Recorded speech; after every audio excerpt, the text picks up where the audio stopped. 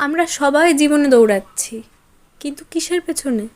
টাকা, গাড়ি, নাকি যশের পেছনে? মজার ব্যাপার হলো এই সব পাওয়ার পরেও কিন্তু আমাদের মনের কোণে এক গভীর অশান্তি রয়েই যায়। আপনার কি মনে হয় টাকা থাকলেই মানুষ সুখী হয়? চলুন একটা মজার অঙ্ক করা যাক। যার পকেটে 10 টাকা আছে সে দিনরাত এক করে দিচ্ছে কি করে সেটাকে 100 টাকা করা যায়। যার 100 টাকা আছে তার চিন্তা 1000 কবে হবে। আর যার কাছে 1,00,000 টাকা আছে সে তো রাত্রে ঘুমোতে পারছে না এটা ভেবে যে সে কবে কোটিপতি হবে। আসল ট্র্যাজেডিটা কিন্তু এখানেই রয়েছে। কোটি কোটি টাকা যার কাছে আছে তার মনেও কিন্তু শান্তি নেই। আমরা সবাই একটা অন্তহীন দৌড়ের মধ্যে আছি, কিন্তু মজার ব্যাপার হলো এই দৌড় শেষে আমরা যা খুঁজছি সেই শান্তি বা সঞ্জীবনী সুধা সেটা কিন্তু এই টাকার পাহাড়ে নেই। তাহলে সেই অমূল্য সম্পদগুলো কি যা আমরা অজান্তেই হারিয়ে ফেলছি? আজ এই ভিডিওতে আমরা আলোচনা করব এমন 5টি জিনিস নিয়ে যা আপনার জীবনকে কোটি টাকার চেয়েও বেশি দামি করে তুলবে। চলুন তাহলে শুরু করা যাক। প্রথম, সময়ের সদ্ব্যবহার। আমরা ভাবি আমাদের কাছে অনেক সময় আছে, কিন্তু সত্যি বলতে সময় আমাদের কাছে সবথেকে সীমিত সম্পদ। একদিনে আমাদের সবার কাছেই মাত্র 24 ঘন্টা থাকে, সেটা টাটা আম্বানি হোক বা সাধারণ মানুষ। শাস্ত্র বলছে আয়ুষ্যঃ ক্ষণ একোপি ন লভ্যং স্বর্ণ কোটিভি, অর্থাৎ কোটি স্বর্ণমুদ্রা দিলেও জীবনের একটি মুহূর্ত ফিরে পাওয়া যাবে না। আমরা সারাদিন ফোনের স্ক্রিনে অন্যদের জীবন দেখে নিজের মূল্যবান সময় নষ্ট করছি।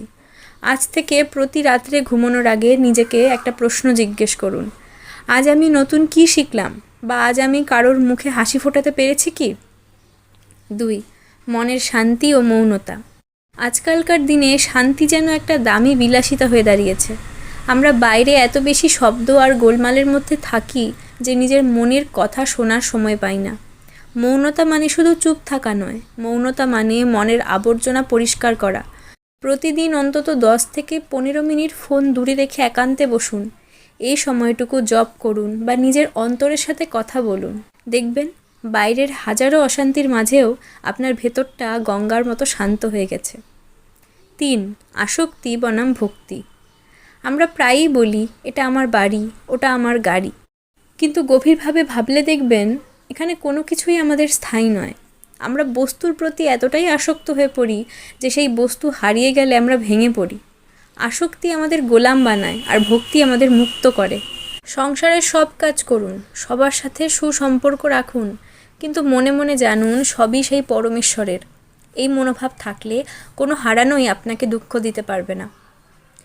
4. নিঃস্বার্থ সেবার আনন্দ। সঞ্জীবনী মানেই তো প্রাণ দান করা। আমরা শুধু নিজের আর নিজের পরিবারের জন্য বাঁচি, কিন্তু প্রকৃত আনন্দ অন্যকে দেওয়ার মধ্যে। সেটা অনেক বড় কিছু হতে হবে এমন নয়। আপনার বাগানের তৃষ্ণার্ত গাছে জল দেওয়া, রাস্তার কোনো অভুক্ত প্রাণীকে একটু খাবার দেওয়া, এই ছোট ছোট কাজগুলো আপনার মনের মধ্যে যে তৃপ্তি দেবে তা পৃথিবীর কোনো দামি রেস্তোরাঁ বা শপিং মল দিতে পারবে না। সেবা করলে অহংকার কমে আর হৃদয়ে প্রেমের উদয় হয়। 5. কৃতজ্ঞতা ও সন্তুষ্টি। আমরা সব সময় সেটা নিয়ে কাঁদি যেটা আমাদের কাছে নেই, কিন্তু সেটা নিয়ে ভাবি না যা আমাদের কাছে আছে। আপনার কাছে যে খাবার আছে তা হয়তো অনেকের কাছে স্বপ্ন।